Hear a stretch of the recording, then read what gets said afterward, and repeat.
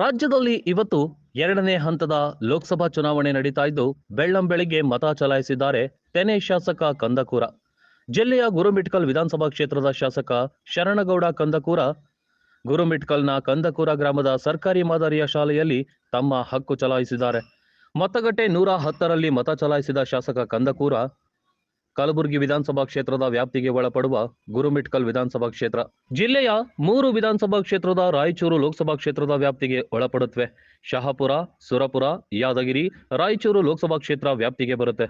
ಗುರುಮಿಟ್ಕಲ್ ವಿಧಾನಸಭಾ ಕ್ಷೇತ್ರದ ಒಟ್ಟು ಮತದಾರರ ಸಂಖ್ಯೆ 2,55,217 ಇದ್ದು, ಈ ಪೈಕಿ ಪುರುಷ ಮತದಾರರು 1,26,825, ಮಹಿಳಾ ಮತದಾರರು 1,28,386 ಮಂದಿ ಇದ್ದಾರೆ. ಕ್ಯಾಮರಾಮನ್ ಲಾಲಾ ಸಿಂಗ್ ರಾಥೋಡ ಜೊತೆ Shivu Rathod.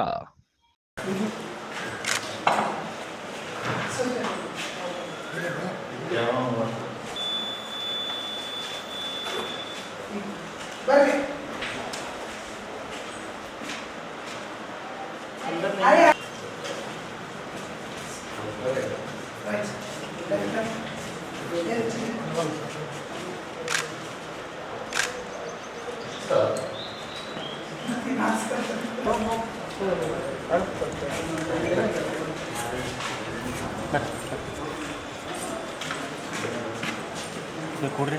Hello brother, brother sir.